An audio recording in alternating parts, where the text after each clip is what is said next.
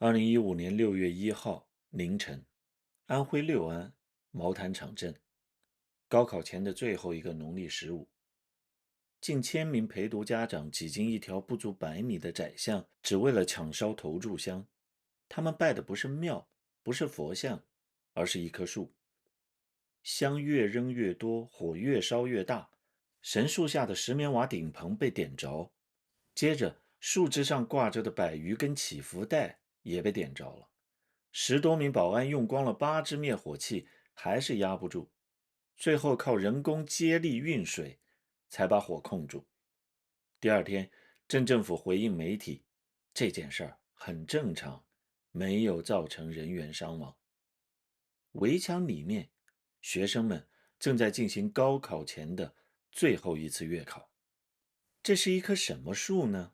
有人说是柳树，也有人说是百年枫杨，没有人讲清楚。重要的是，围墙外的家长们相信他能听见他们最后的愿望。1年前2014年5月29号，人民日报的摄影记者来过毛坦厂，他拍下了一张照片，一名陪读母亲跪在神树下磕头。那一刻，他不是在完成一个仪式，而是在把孩子的命运交给一棵树。这棵树的邻居，一个70多岁的老人，后来对记者说：“这棵树才几十年，比我的年龄都小，奇怪，怎么就变成了神呢？”不过，在这个被称为亚洲最大高考工厂的地方，毛坦厂最重要的不是那棵树，而是一句话，一句老师们最爱说、学生们最常听、家长们最爱传的话：我们改变不了这个社会的制度，我们只能改变自己。这句话听起来很励志，但它可能也是这座小镇真正的咒语。毛坦厂中学的校园里竖着2座雕像，一座是毛泽东，一座是邓小平。《纽约时报》撰稿人布鲁克拉莫2015年进入了这个学校，他注意到这2座雕像并排伫立，旁边呢，则是一栋让他想起监狱瞭望塔的行政楼。校园之外就是那棵神树，树枝上挂着上百根红色的起伏带，树下每逢农历初1和15，家长们就会来烧香。街上的商铺里，状元香堆积成山。把考生送到考场的大巴车牌尾号一定是91666，它被解释为就要路路路。开头车的司机必须姓马，马到成功。发车时间一定是早上8:08，因为8谐音是发。拉莫的报道里还记录了学生们的另一套神器：红色内裤，因为红色代表好运；安踏球鞋，因为那个品牌的打勾商标看起来像答题卡上的对号。校门外的摊贩兜售一种叫补脑茶的小袋，买的人排成队。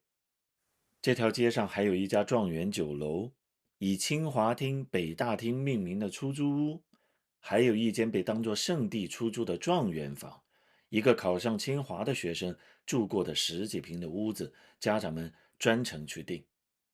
住过状元的地方，风水一定不一样。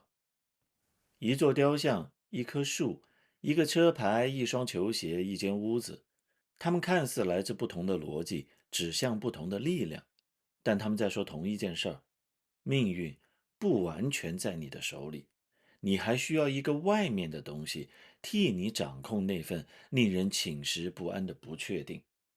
拉莫的报道记录了2015年的高考前夜，2名穿校服的女孩跪着爬上了学校里通往毛泽东像的台阶，一步叩一次手，仿佛是在求皇帝开恩。与此同时，校外窄巷里，家长们在神树前点燃最后几柱状元香，香灰燃烧了整整一夜。一墙之隔，同时发生，没有矛盾，没有冲突。有人会嘲笑这些人迷信，作家严红在一篇文章里回应了这种嘲笑。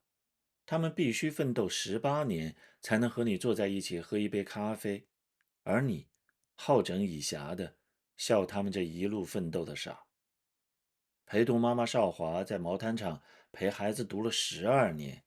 她说，毛毯厂大部分学生来自农村，往上数3代都是农民的孩子，在这里读书、高考是唯一一个可以走出大山的机会，唯一。毛坦厂中学校史记载，1939年在日军逼近合肥前夕，省城部分学校迁至毛坦厂，成立了安徽省第3临时中学。这所学校诞生于人们最无路可走的时候，它熬过了战争，熬过了建国，慢慢变成一所普通县城的中学。转机在1999年，高校大规模扩招，招生人数从108万增加到约160万。但真正稀缺的仍然是重点大学、好专业和能改变前途的名额。大学的门变宽了，通往好学校、好城市、好工作的门仍然非常狭窄。毛毯厂的机会从这里来，学生从四川、云南、安徽各地涌进来，来复读，来再读一次。到2014年，这里有1万多名考生，2/3是复读生。一个常住人口只有几千人的小镇，开学之后就被迅速推到数万人的规模。有报道甚至称，教育相关活动贡献了当地约90%财政收入。毛坦厂中学的门口挂着一条横幅：踏进这道门，一切为了高考。学生每天学习14、15个小时，吃饭10分钟，站在门口吃完，直接回教室。教室里装着摄像头。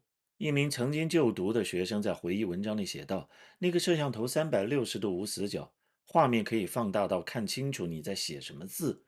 老师不需要随时坐在监控室里，但只要摄像头存在，它就是老师的象征。班主任晚上11点拿着手电筒去出租屋突击检查，没收手机和零食。拉莫的报道里，一些测验被老师称为死亡对决，输了的学生被罚站。学生上厕所的时候手里都拿着书。考前3个月，有人看见试卷就恶心呕吐。拉莫的报道里，一个叫徐鹏的学生说，他来毛毯厂之前就说过，这里非常严格，甚至有学生因此自杀了。宿舍的窗口蒙着铁丝网，他说这是为了防止自杀。一名毕业生接受《纽约时报》的采访时说，如果我把3年做过的所有模拟卷连起来，能绕地球一圈。没有骄傲，也没有愤怒，只是陈述一个事实。中央电视台的纪录片《高考》跟拍了一对父子，父亲叫吴俊，家里有工厂，儿子来毛毯厂复读，他把工厂关了，在学校谋了一个保安队长的职位，这样就可以随时看见儿子。他们家族从来没有出过一个大学生。吴俊曾经对儿子说，考不上大学就没有翻身的机会，当年自己就没有考上，后悔了一辈子。高考前3个月，儿子的成绩从年级前300名下滑到了3000多名。吴俊找不到原因，他怀疑过女同学，找过老师，想打儿子，又怕影响考试。他真正面对的不只是儿子的成绩下滑，是一个父亲忽然发现自己这一代错过的路，下一代必须用更大的代价补回来。至于这条通道是谁安排的，它为什么这么狭窄，这些问题离他的生活太远。能看见答案的是分数，是排名，是录取通知书。于是他关掉工厂，做保安，盯监控，等分数。最后，儿子考上了重点大学。成绩出来那天，吴俊强忍着激动说：付出的努力没有白费，从小到大，他读书我都陪着，就为了这一个梦想。这就是毛毯厂模式的逻辑：神树要香火，毛毯厂要时间、睡眠、身体和服从。一个让家长跪下，一个让学生坐进教室。他们不是对立的，他们是同一件事的两面。把自己交给某种力量，命运也许会被改变。农民日报的记者在毛毯厂采访的时候，记录了这样一句话：妈妈们之所以义无反顾地来到这里，就是相信教育能够改变孩子将来的生活水平和家庭的社会地位，相信这里是能够金榜题名的最后机会。还有一个人，世界中文报道的记者在毛毯厂见到的，一名学生的奶奶跟着孙子来陪读。奶奶不识字，在老家种地，她来了能做的只有2件事：做饭，然后每晚祈祷。朝着什么，朝着谁，没有记录。让我们回到流传在毛毯厂的那句话：我们改变不了这个社会的制度，我们只能改变自己。它首先是一个现实判断，录取名额摆在那里，城乡资源差距摆在那里，规则不会因为任何一个家庭而移动，这是真的。它也是一个生存策略。既然制度不动，那就让自己更能熬，更能忍，更会考。把孩子送进毛毯厂是这个策略最极端的执行，但它还是第3件事。心理学里面有一个词叫习得性无助，但在毛毯厂，它不只是一个人的心理问题，它更像是一种社会经验。当你一次又一次地发现规则不会因你而改变，你就会把所有的问题都往自己身上揽。路太窄，最后变成自己跑得不够快；名额太少，变成自己分数不够高；工作难找，变成学历还不够硬。到最后，社会、权力和体制的问题就在这种自责当中悄悄隐身了。针对毛毯厂的现象，教育媒体芥末堆评论说，在素质教育口号满天飞的时代里，所有的人知道应试教育是错的，但所有的人都还是不得不做。知道是错的，还是不得不做，因为去追问对不对，从来不在选项里。所以神树才会出现，它的香火起初并不旺。拉莫的报道里有当地居民回忆，早几年也有家长来拜树，但并不多。也就是这2年，香火特别旺，流传的说法也在演变。先是拜过树的都考中了，后来演变成不拜树就考不中，于是状元香开始堆积成山。迷信只是一层外衣，这是一个把自己全部交出去之后，仍然感到未来悬而未决的人做出的最后一个动作。但是同步发生的是高考的回报开始出问题。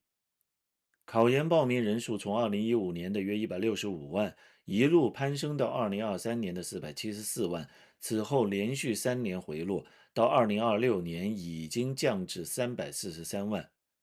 大学文凭本身越来越不够用，甚至连考研这条路也开始没有人走了。根据智联招聘2024年大学生就业力调研报告，2024年硕博毕业生的工作获得率只有44.4%，甚至低于大专生的56.6%。因此，国家公务员考试成了新的出口。2025年度国考341.6万人通过资格审查，过审人数和录用人数的比值是86:1。到了2026年度，过审人数增加到了371.8万，这个比值达到了98:1。对此，财新杂志的评论说，公务员考试已经成为了新的高考。新的高考意味着出现了新的神。考公培训机构在地铁和短视频里滚动播广告，主打一个词：上岸。上岸，意思是你现在还在水里。高考是神，考研是神，考公是神，编制是神。他们看上去比神术现代，比烧香理性，但他们让人们相信的仍然是同一件事：只要找对那个更大的力量，只要把自己交出去，困境就能得到改善。当人相信命运总是在自己之外的某个地方被某些力量所掌控，他就很难再把自己看成一个有权利追问规则的人。不是他们不清醒，恰恰相反，他们太清楚现实怎么运转了，所以他们会很努力，会很能忍，会把自己磨成这套体制需要的样子。但他越是这样，那个真正决定路有多宽、门有多窄的权力系统就会越安全、越稳固。今年2026年6月5号，毛坦厂中学送考，多家媒体和现场视频报道，共有88辆大巴载着将近5000名考生开出校门，91666的红色头车在前，警车开道，路两边家长夹道站满，妈妈们穿着谐音旗开得胜的旗袍，举着象征一举夺魁的向日葵，有人追着大巴跑，有人哭。这一幕今年上了热搜，每年都上，每年都有围观的人说震撼。那棵树也仍然不断被提起。1939年，日军逼近合肥，师生们迁进大别山，在毛坦厂搭起学校。那时候，教育是人们在最无路可走的时候伸手抓住的东西。80年之后，这个地方还是如此，只是无路可走的理由换了，神也跟着换了。唯一没换的是那个把自己的命运交出去的姿势。只要追问没有回声，神就不会消失，他只会换名字。香还在烧，只是不知道还在烧给谁。